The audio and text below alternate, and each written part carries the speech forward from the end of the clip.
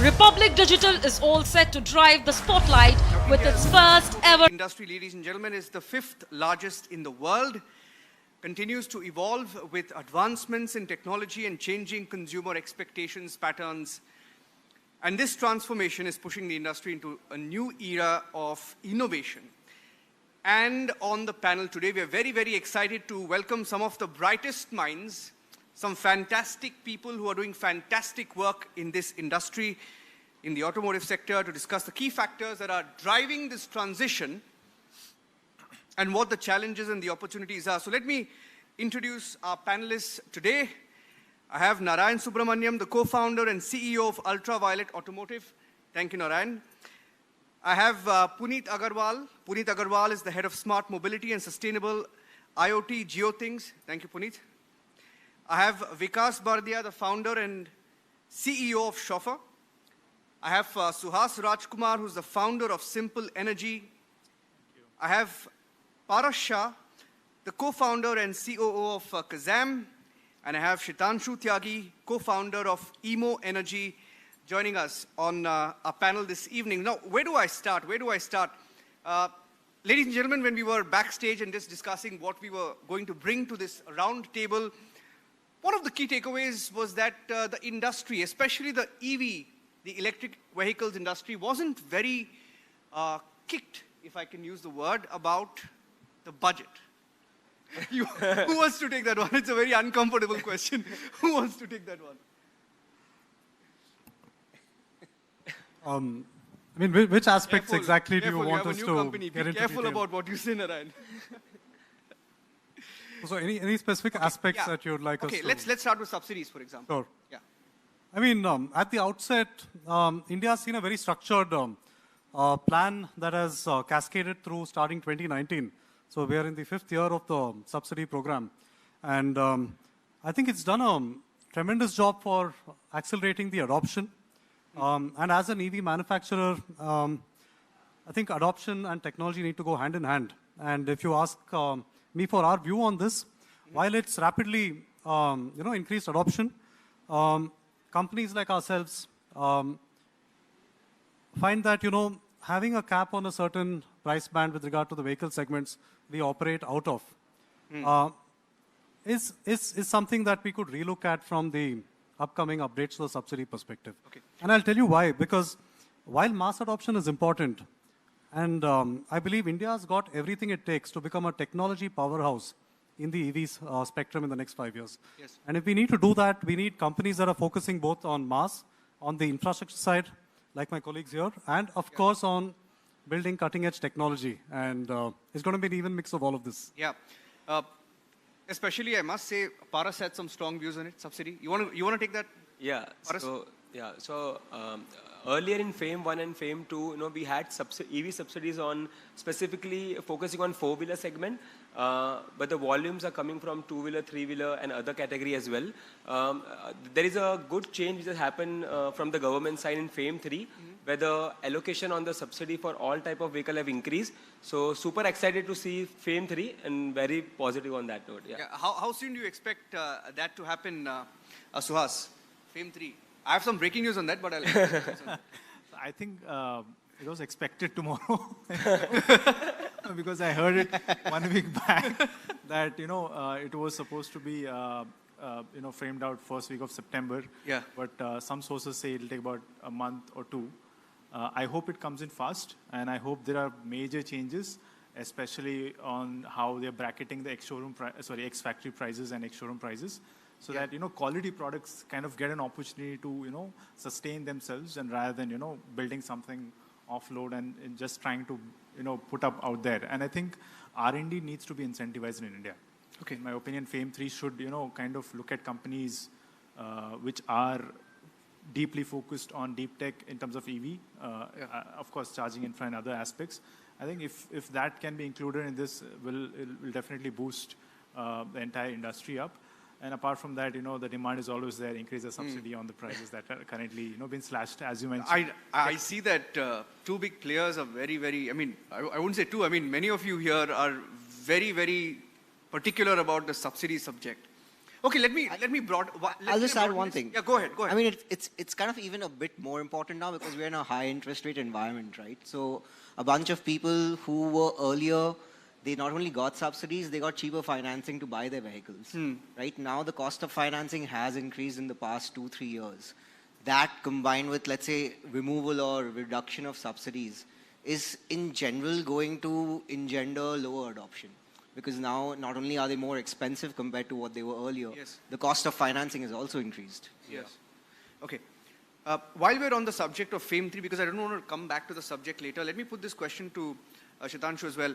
Why is FAME 3 important for the industry? In general, if you see countries that have done well, like Norway and China, subsidy and general government support has been a big part of it. And that is going to be the similar story in India. 5 years of FAME 1 and FAME 2 have helped. You've seen two-wheeler adoption go up. You've seen three-wheeler adoption go up. But the one thing that also is happening is the focus on consumer subsidies, I think, should go away, and it should be to companies itself. The companies that are doing well, that are actually establishing businesses, it's a lot easier to fund that than the complex process of FAME returns, claiming subsidies. There have been a lot of companies that have made a lot of misuse of that whole concept of FAME subsidy. So just to keep that a more streamlined approach, I feel supporting businesses in the first end, instead of supporting consumers at the last end, I think is a lot more fruitful for the industry in general. And there are PLI schemes, but then again, they have caps which make it very difficult for smaller companies or MSMEs to actually claim that. Yeah. Okay. So Puneet, I won't ask you too much about the subsidy question. I know you come from a different, a vertical there, but what are the challenges as you see it in the electric vehicle segment? I think it's a combination of things. One of the things which are here is the subsidy and adoption, the initial adoption curve, which I'm sure everybody is looking at, not only from consumer perspective, but also companies bringing out more. So it has to, I think it's a balance which has to maintain from both perspective, and it's very tough for government to decide which side to give when and how much to allocate to what, including the charging infrastructure as well. But challenge I see is this information specifically from infrastructure perspective, and not just charging infrastructure perspective, but energy infrastructure perspective and the EV perspective. All of that information it needs to be a connected intelligence is what we are looking at. Because the point is, how do you, figure out what the budget is? So by default, some of those things need to be put in there, that who needs to get those subsidies and who needs to get that information has to be not just qualitative or verbatim, but has to be quantitatively published to them as well. And that can only happen if that systems are available and some neutral party is cohesively collecting that information and can share back to not only to the government, but to the ecosystem itself. So I think that's my point in terms of till what time these policies are going to be, or these budgets and subsidies are going to be, and how do they keep justifying that, okay, these subsidies are given to right set of people at right point of time, actually. Okay. And that's very important. Okay. You touched upon a subject of connected transport ecosystem. Now, these are real issues. I mean, subsidy is a real issue for all of you. And connected transport ecosystem is a real issue for all of you. It affects all of you. What has been done? What needs to be done? How serious is this issue, Narayan? I think connected transport is an emerging field, and electric vehicles makes that a lot more accessible in terms of all the data, right? And if you break down all of that, the ramifications of the data that we have access to could have effects on planning out better infrastructure, could have effects on the consumer experience. Of course, it goes back all the way to your production planning, supply chain, and today we're living in a world where we have multiple AI tools, right? And I think what we've seen at Ultraviolet is we've been experimenting with how to use AI in efficient ways to optimize not just the consumer ownership experience. For example, each of our bikes are connected. So before an owner comes in for a service, the brand knows what needs to be done with the vehicle, right, on the front end. And on the back end, it helps us optimize, know our customers better, figure out our supply chain, optimize the supply chain. And of course, at some point, at a critical scale, which is the whole industry coming together, all of this is going to play a role in infrastructure development, improving road qualities, figuring out which parts of the country needs attention on what parts of, the physical connect between use cases from two-wheelers, three-wheelers, four-wheelers, all the way to long-haul transport systems. And of course, energy efficiency across each of these platforms is also going to be different. And the requirements on the grid, planning that out as you scale charging infra as well, comes into play here. And everything being connected is, I think, a golden opportunity for us to really build a sophisticated system. What are the current challenges as they exist today about the connected transport ecosystem? For example, you have this logistical issue when the government puts money aside for charging stations. There are logistical issues on the ground. There are real-world problems that you guys face. Why don't you talk about it? Correct. So I will take connected system in two parts. One of the thing what government and we as a company are solving, one of the major issue is there are certain sets of CPO which are charge point operator who are putting charging station at location X, and there are certain kind of vehicles which are running on location Y, right?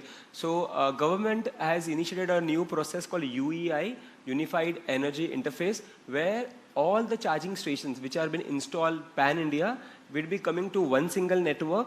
It is an intelligent platform where you will know all chargers from 3 kilowatt to 240 kilowatt range of chargers coming into one single platform, and it will be shown to all users. The user can be an OEM partner like Simple Energy, Ultraviolet. It can be a fleet partner like Blue Smart, or it can be any kind of e-commerce partner like Swiggy, Zomato. The whole objective of connected vehicle or connected ecosystem is to increase the utilization of the asset or utilization of the money which has been deployed in the market. So Kazam been one of the founding partner of UI, where we are democratizing the whole ecosystem, where all the chargers will be integrated into one single platform and it will be shown to all relevant players. This will really have a significant impact on the complete utilization of the platform. Yeah. Well, okay, Suhas, what are some of the challenges that you face on the connectivity front? See, first of all, if you look at the entire ecosystem, which is kind of turned smart, if you look at 6 years back or maybe a decade back, we really didn't have a concept called connected platform. We were purely about, building up and just analogs and doing things. Today, why connected platforms are important is because at Simple, we have about 30 lakh kilometers of customer-driven data. So our biggest feedback from the consumers, which are really smart people, that we don't have real-time access to certain aspects, and there is no quantification, as you mentioned, right? How much of charging is required? When do I charge? How do I charge? Etc. Etc. So we never had those aspects when we were beginning, right? And one more thing is, when you have a public information which is clearly laid out of all the vehicles out there in terms of daily commutes, what's a peak, what's not, and how the charging is done, etc. And you have a real-time accessibility to all kinds of charging network around you, and which is AI-enabled, of course, as Narayan mentioned, that AI is the next big thing that automobiles are really looking at. But when you have this aspect coming in together, and we have a platform which is accessible just not by an OEM but a customer also, and gets a real-time feedback, I think that makes everything easy for everyone across, because every company is kind of investing in data-driven aspects and also AI modules now.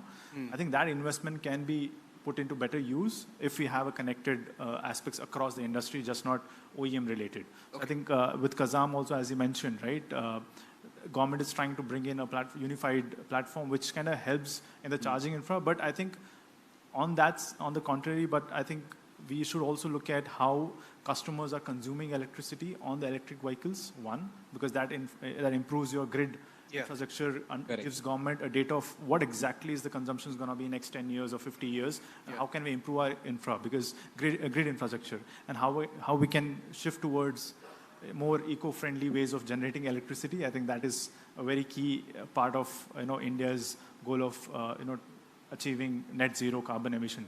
I think this will also be part of that connected platform, just not OEMs or things. I think it's a larger picture that we should look at. Okay. Puneet, of course, you have a very, how do I put it, proactive government on the issue of EVs. Of course, there is much more that they can do. When such thoughts come in, and they're from the startup ecosystem, the guys who are young, the guys who are energetic, the guys who have so many ideas. I mean, all of you have fantastic ideas. But do you feel at a policy level that proactiveness is finding a reciprocation? Is there something more that the policymakers or the bureaucrats can perhaps do to help this industry? I think, look, they are taking initiatives step by step, and those are in the right direction. Obviously, there's certain things more in terms of connected transportations can happen as well. And that can be part of the policies if they want, but I think the priorities right now are very different. Yeah. And hence, if you think the focus is much more on what they're doing right now. Yeah. These steps are there. Can it be proactively thought? Yes. From connected ecosystem perspective, the thought has to be based on primarily 3 I's. It is that everything has to be integrated, which is, you know, interconnected with each other. Yeah. When I say interconnected, that means your EVs, which is your electric vehicle, your EV infrastructure, which is primarily all charging infrastructure or battery infrastructure, and within EV batteries as well, that's one of the important component. And third is your energy infrastructure, which we just talked about. So all of them have to be interconnected. And then the second point is that they have to be interoperable. That is the second I actually, because we can't operate in silos for each other actually, right? So all of them have to be interoperable. The standards have to be from that perspective. One of the points which he shared about that how do we get that interoperability actually. And the third is intelligent. So if they are interconnected, if they are interoperable, the intelligence will come because the data is available on a common platform today, right? And that is something which Narayan and a few of the other gentlemen also said is, in EV, specifically in India, we can leapfrog this because nobody else has been able to do it. And we as Indians are known to leapfrog in certain segments.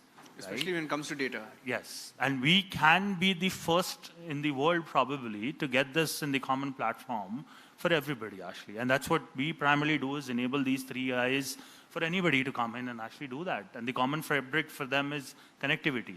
You know, for any transportation ecosystem, right now we talk about physical connectivity, which is highways or roads. But what you need is a digital highway and digital roads for connecting specifically EVs. And that is what is needed. Because how these EVs perform in Kashmir versus Kanyakumari versus, you know, a very rainy season or a north where it's sweltering heat actually, you really need to have that information. And some of these OEMs will be much more present in that area, right? So how do we build that overall ecosystem and have that common platform with these 3 I's? I think that needs to be focused and brought in together in various forums. And who can bring all of these 3 parts, energy, infrastructure, EVs or automotive, these segments, all from government perspective also have to be brought on one platform or one forum who can talk about these, all of that. Because this is what's going to build this ecosystem together. It's not one or the other. I think it's all have to come together to give this. It's a fantastic thought. I mean, you made a point, you know, earlier when we were speaking. You said, and I'm putting this question to you, Shitanshu. You said there are more vehicles in India than homes. Oh, absolutely. You know, there are more vehicles in India than homes. Absolutely. And if we could track as a country and give the world an example of during COVID, the manner in which we rolled out vaccines, and it was all primarily got to do with data. If we can have your RFIDs on every vehicle, right? At toll plazas, there's no reason why all vehicles in India can be connected, right? Shitanshu, it's a great idea, but is it possible? Absolutely. I think the technology is there. There's a lot of companies that are working on this. The intent, though, to actually standardize and make something interoperable, for example, is very difficult in this segment. There's a lot of different hardware players. There's a lot of different software players. And if you take UPI, for example, and so a lot of people mentioned about UEI, to implement UEI versus UPI, the level of difficulty is immense because there's so many companies you need to standardize chargers, batteries, IoT devices. All of these to come on one platform, I think the government really can't just be recommending, it really has to mandate, and mandate to the point where everybody has to do it or you're kind of out. That becomes extremely difficult in an industry which is still evolving. There's a lot of us who are still developing more advanced ways of doing things. So there is a catch-up game here involved, but I do believe that there is the intent at least to have some data being tracked on every vehicle. So we as a battery company, for example, track a lot of battery data, which we believe in the future is going to be very critical for used vehicle financing, used vehicle insurance. Even just how do you know whether the battery is degraded first or the vehicle is degraded first? These are a lot of issues which I think the government is trying to address, a lot of private companies are trying to address. I believe in the next 5 years there will be a lot more movement on this, but a hardware-driven industry for a country like India where there's so many parties involved is very difficult. And I'm bringing it down to some questions on the minds of the common man, right? For example, and media is partly to blame for this. I mean, I'm not saying Republic, but I'm saying generally media is, you know, when you speak of EVs, right? The first thing that people tell you, "Arey yaar, battery, you know, charging, there's not enough charging stations." They say, "I heard batteries explode," right? Right? Like, how do you address these concerns to a market that you want to evolve, that you want to grow? You want to take that question? You can.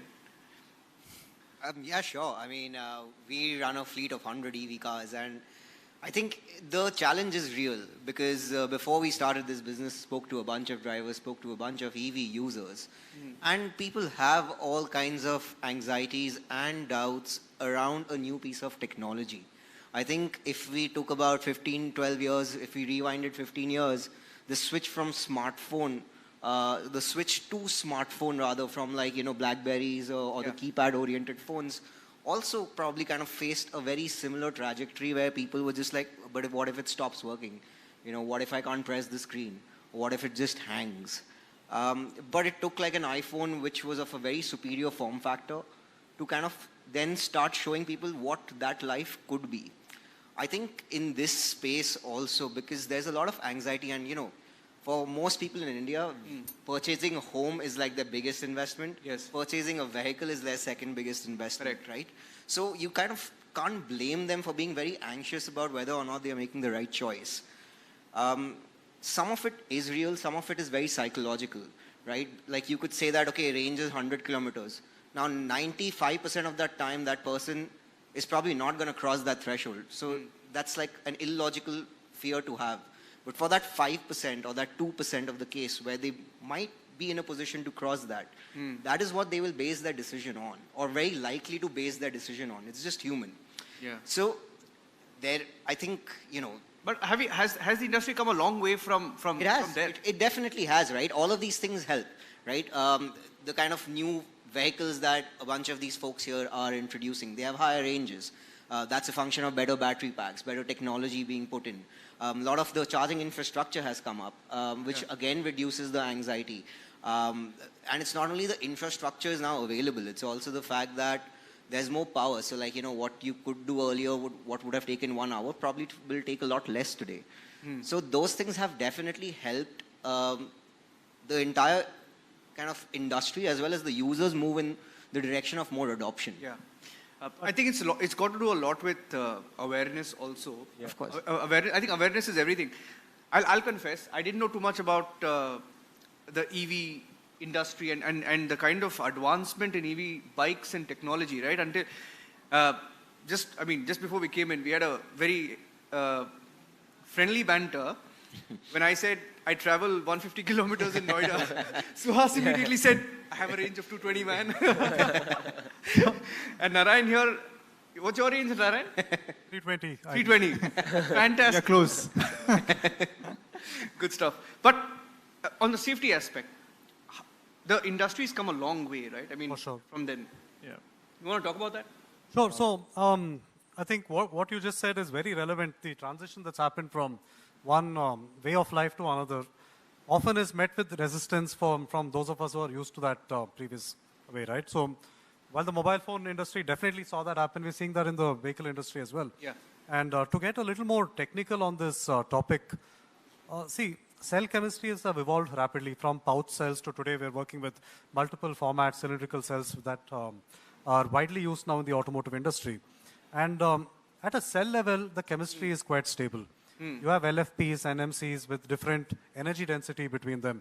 And all of these cells are tested for, you know, most often north of 100 degrees as well, right? And it's often the separator material between the anode and the cathode that gets compromised. And what could avoid any such instances that we've seen from certain companies in the last, say, 3 to 5 years is good quality manufacturing at scale. Yeah. You know, making a battery pack that is robust at a prototype level is often easy because you put a lot of attention, energy into it. But scaling that once you get to hundreds and thousands, the manufacturing process, the line, that is where I think if enough attention is given from a thermal perspective. So, for instance, there's multiple levels of safety on battery packs: electrical, electronic, software, thermal, mechanical.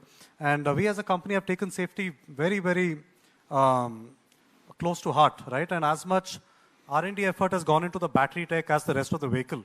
Yeah. In fact, we're running our 7th generation of batteries, which is the fixed format batteries on the F77. Our foray started with making batteries safe from a modular battery perspective. But today we migrated to a fixed format. Yeah. And when you engineer each of these and test each of these, for example, a mechanism like a cell level fuse, right? For us, we couldn't use a commodity fuse structure. We had to develop our own fuse and making sure that fuse blows at a certain threshold across materials that you're sourcing from different parts of the country. Yeah. Needs physical testing, and that takes a good 8-10 months in some cases, and you cannot bypass that. Yeah. So my view on this is, we've got everything it takes as a collective knowledge base in the country. But I would say to the whole EV industry at large, let's take a little more time to make sure the product and the engineering is robust before putting it out there in the roads. And we're still at such a nascent phase in the market. Whether you're hitting the market in 2024, 2025 is not going to make such a big difference in the grander scheme of things. And in fact, the more people that take it responsibly, the stronger the industry is going to get. Also, yeah, go ahead. Yeah, just to add, you spoke about safety being a concern and battery will blow up and things like that. No.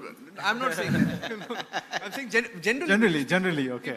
I think that is a thing of the past, Yeah. I think I'll come to a few points of Narayan also, right? Because I can correlate to him because Simple has spent 5 years just on the battery packs, more or less on that. But I think media can educate the consumer on the quality of the products that companies are bringing in, right? Yes. We have never had a roundtable on the guys who really qualify the battery standards, which was laid out in 2022 by the Government of India. Let's give some credit to Government of India after the fire incidents happened in March 2022 when they came up with regulations. Brilliant, thing. Of course, that kind of impacted a lot of timelines, but I think media can play a big role, getting stakeholders which are serious about it. I think media should do an independent audit, go to factories, go to R&Ds, see what those companies are doing, bring them on the table, educate the consumer. This is where you should be looking at your products coming from, not from XYZ of other countries and of course, a few things here. And as Narayan mentioned, it's just not about certain chemistry or anything. It's just purely how you kind of pack it together, how you implement, and how do you get the quality in, right? For example, at Simple, we developed our own PCM with IIT Indore. We collaborated with the institution of India itself, right? India has immense talent, and we can solve battery technology in mere of very small time with the right efforts and right attention. I think we don't have to really worry about battery as a problem today. It is just it's this misconception. Misconception, yeah. Because of few examples in the past. But I think today we are more advanced, and I think it's just right education. I think media can play a big role in this.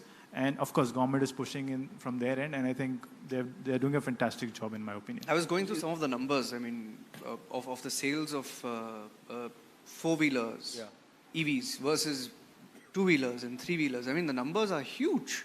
Correct. And I think the mindset also is changing somewhere, right? So this is a larger question to all of you. You can take it, Puneet. We have the technology. You look at the folks here. Everyone must be in their 20s or 30s max, I'm guessing. 30s, right? 20, 28. Okay. 30s. Okay, 20s and 30s, right?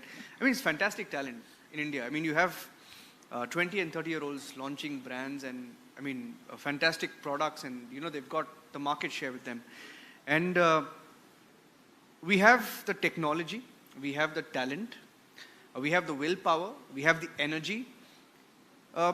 What more do we need to become a world-class automotive industry? For example, he just told me that, Ultraviolet has been certified to now sell in Europe. And I'm sure that many more EV makers in India can go out and do that, and we will be exporting, right? We all also do that in the normal vehicles. The two-wheelers do it, but in the EV segment, that's a big deal, right? To adopt to those standards and then qualify, right? My question to you is, what are the opportunities? What are the challenges? How can we leverage technology and the people we have, the talent we have to become a world-class automotive industry? Look, I think a lot of good work which is happening, and I think we were talking about this, it's the overall consumer experience. Yeah. And I link it from the safety aspect of it, actually, right? And I'll abstract it from EV parts specifically. We as India contribute 1% of vehicle population, actually. So number of vehicles all across the world, we more than 1% actually, which is there. Yeah. The number of fatalities in India is more than 10%. Yes. Actually, Yes. right? Is that contribution because of vehicle safety? No. Right? It's the driving patterns, it's the driving behavior, it's the infrastructure which is there. So if you really ask me if we can make vehicles which can work here and are safer enough, that can work in any country, actually, to be honest. So Yes. I think some of the gentlemen who is sitting here, who's in this manufacturing space, if they can manufacture here and get it working here, it will leapfrog and we can go out and be one of the best exports, actually. So one is obviously technology plays paramount. He was just saying 6-7 months of testing which needs to be done. I think apart from time frame, it's also the varied data set at different places, at different time, different configurations, etc. All of those things are considered. That's the time-consuming process. Yeah. If that can be reduced, can he do a lot more faster? Obviously, he could, actually. And that's where the technology would come into picture. That's where the, a lot of that data ingestion, if he can get per second data on all of these information, what's happening based on the road infrastructure, based on driving patterns, because battery cell chemistry is all common, actually, right? But somebody is driving in a certain pattern, somebody is driving in different pattern, in different roads, the behavior is going to be different. So if that information access to him is available, any one of them, they can make a faster design, faster changes in the technology without recall of these things. Yeah. Over-the-air upgrades can happen because most of these are now software-defined systems, actually. Yeah. But mechanical systems have been there for quite some time.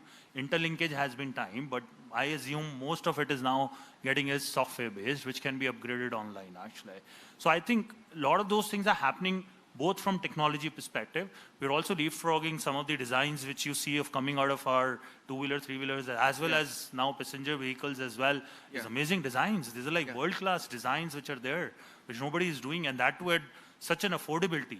Yeah. Initially, if you go back, some time back, design was always considered to be premium. Correct. Right? And we were talking from shopper perspective also, they give a premium experience and a premium service, but an affordable price. Because that's how we are, right? And if I can do that and take it outside, who wouldn't want to take it, right? Yeah. They would want to take it, actually. Absolutely. So I think it's a combination of that technology, experience, design, and the faster churning out these things, which we can take outside. And I think we will be, anyways, we are third largest automotive, economy in the country, actually, anyways. Because you touched on a very important point, I'm just sort of deviating a little bit here because it's very important. I'll put this question to you, Sitanshu. In the newsroom, right? I don't know, it doesn't happen when you're in a national media, when you're sitting in Delhi or Mumbai, and when you're doing the national picture. But in the regional media, in the local media, right? Every day there are at least 10 to 15 horrific videos of accidents that come in, and it's horrible. I mean, it's painful, right? Yesterday, there was an accident in Raichur, in Karnataka, where a school bus carrying students was involved in this massive accident, and many students lost their limbs. 2 of them lost their lives. Very disturbing images. On the issue of reducing accidents and safety, right? Where are we at? What can we do? Right, I think there's a lot of things we need to do right? Like all the way starting from how we lay out policies around this. A lot of people have talked about infrastructure improving. Vehicle safety standards itself, if you take us globally, we're still far behind, let's say, some of the US or some of the Europe standards. There's a lot of push for more airbags for passenger vehicles, but you'll notice that in buses, there's nothing. Buses is just a steel shell with seats protecting people. So the vehicles that actually matter, we've obviously done a lot lesser work than what is expected. So there is multiple layers to solve this. I think there is a lot of companies at every level trying to solve this, but from the government side, again, a push to really mandate like buses with a certain level of safety, cars with a certain level of airbags, people really being pushed to put seatbelts on all the time, because that's an 80% risk mitigation itself. we as a country just hate seat belts in general. Like even cars, we put it behind our backs. We try to just plug them in. And we're probably one of the few countries that are actually so against it. Like backseat drivers in cars probably never even use seat belts. So mandating some of that, having electronic systems that study your data from across some safety levels, using that to improve. At every stage, we need to just be way more serious about safety. I think this comes as a consumer mindset. This comes as a vehicle companies pushing this down your throat, and just the government really mandating this as seriously as they can, because we as a country in general take this a little bit lightly as a topic and don't want to spend even 1 rupee extra just for safety's aspect. And it's a hard problem to solve with so many people always having that mindset, but yeah, just always talking about it, always keeping it at the forefront, always just keeping that as the first priority in design, in implementation. That's all I think we can do as manufacturers. Yeah, design is one, but on the implementation part, are there serious issues? I mean, because you look at the age of, for example, buses in the rural areas and the quality of these vehicles, and you spoke about drivers and behavioral patterns. So how do you solve this problem? I think with the new EV connected vehicle system coming into place, for example, say one of the things what all EV manufacturers are doing, if the vehicle is running at a specific, like I was taking a chauffeur, I was taking an EV cab, where if the driver is driving at a speed above 65 or 70, right, the system automatically triggers it and tells the driver not to drive above 65. So what I'm seeing as a transition from a mechanical ICE engine vehicle to EV, because of the connected system, a driver can be given notification, a push notification or even an IVR call, where if the pattern is breaking, for example, if he's driving rashly, if the driver is driving the vehicle rashly, it can be solved at an immediate basis. The notification can be gone immediately, and then of course, if we go into the BMS system, they can even lower the power of the battery or even the motor, and the vehicle can be even stopped. So by using the connected vehicle system, we can definitely reduce the vehicle fatality rate. Absolutely. I think and just solve it by two things, right? Now let's just not ignore the fact that ADAS is very advanced, right? All the passenger vehicles, government can just come with a policy. You need to have this emergency braking and ADAS system at level 2 or level 3, whatever government feels right in safety standards, and incentivize those aspects to OEMs directly. Say your vehicle cost will not go up, might go up by 5%, 10%, but whatever goes up, government will support just for the commercial vehicles or the vehicles where kids are going or it is used for that, and permits of these vehicles need to be strictly audited. Every single traffic police guys are equipped enough. Now we are, putting challan for 130 kmph. I think this is easily trackable. I think we are living in an AI world. Let's not be ignorant to the fact that there is technology available. Implementation has to come from private and public sectors, and I think we can definitely put that forward. And I'm sure government is going to look at it. And if I get a stage wherever I can speak about it, I think I will push for ADAS and automation in the passenger vehicles and commercial vehicles, because just not kids, but I think a lot of truck drivers meet with accidents. I've seen every time I go on highway, I'll see 1 or 2 trucks, off the road, and there are a lot of issues there. I think if we can subsidize those safety aspects so that vehicle prices don't go up, because these are gig workers and they cannot afford expensive techs and at scale we can reduce costs. But I think government can take a big initiative here and apply level 3s or level 2s, if not beyond that. I think Europeans are easy to come in here and they can share the tech. I don't think that. You want to say something, Priya? So I'm just want to add, look, what his point is very valid, actually. Look, government has taken certain initiative. For example, they mandated certain things for hazardous carrying material, actually. And we closely work on this for retrofitted specifically. Look, there are only 2 to 3 points here. One is compliance. Government has already have a lot of safety standards and how people need to drive, but there's a compliance issue. Now, compliance is a behavioral pattern of an individual. Yes. Plus, how can you monitor it? So, either putting cameras on a traffic light or traffic police monitoring it manually. But putting this ADAS retrofitted, we've already working with a lot of logistics companies where we're putting this retrofitted. Another problem is overusing of drivers. Look, we all talked about utilization of assets. Asset utilization is not a problem, but utilization of a human being as a driver, that we have to channelize. Look, he also needs to stop after every 4 hours, 5 hours, need to stretch, etc. So I think it is a compliance and the education which has happened. And compliance, one of the points he mentioned, we're working with these logistics companies, putting these cameras and having these voice system in the trucks and vehicles where we identify whether he's wearing a belt, whether he's drowsy, whether he's sleepy, so that we can prompt him, oh, why don't you stop on the side, take a rest, and do. And also their driving pattern based on these, tracking systems which are there, whether he's harsh braking, and penalize the driver, or not just penalize, but educate him later on, look, you've reached to a level 1 or level 2 or level 3 in driving patterns actually. So that their utilization, their safety is also considered. It is both ways that, it's the driver also who has to earn the money, so he will go 12 hours, 20 hours, straightforward, right? But if you really want to increase the safety, it is not just putting tech, because you have to then go back and say, this driver has driven for 4 hours, he got to stop for half an hour, otherwise this vehicle is not moving. Right? Or you got to change the driver. And that's where a lot of, I'm sure the fleet companies and the logistics companies are taking initiative, but it has not been as pervasive as, which is we want it to be actually. And I think that should happen. I'm just going to add and just say that, see, look, I think the tech exists in India to kind of monitor everything if you want to, track everything as much as you want to. As a fleet operator, we actually do that for all our cars. To ensure that, not only the drivers are driving safely, they kind of only drive, as you said, up to a certain limit and not stretched, because it does become a real risk, not only for the guests in the car, but also the drivers themselves, and for us as a company, for our brand and reputation. I think to answer your question directly, if we have to minimize the kind of fatalities and accidents that happen on Indian roads, enforcement is one big thing which he put across as compliance. And then kind of, making sure that incentives are aligned within the boundaries of that enforcement of the laws that have been created. Right? Because the drivers are going to drive if they're going to get paid. So you need some sort of checks and balances in place, and then you need to enforce that. But the tech exists, the tools exist.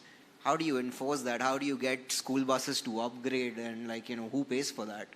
Who puts in that piece of technology? Those are the questions that we really need to answer. Okay. Sorry, running out of time completely. He's got a flight to catch as well. Okay, so I'm going to do a quick round with all of you. Of course, the next budget is a few months away. A few months, it's not too far away as well. So if there's one thing you're looking forward to in the next budget, Narayan, what would that be? I mean, it's the incentives towards electrification are on track.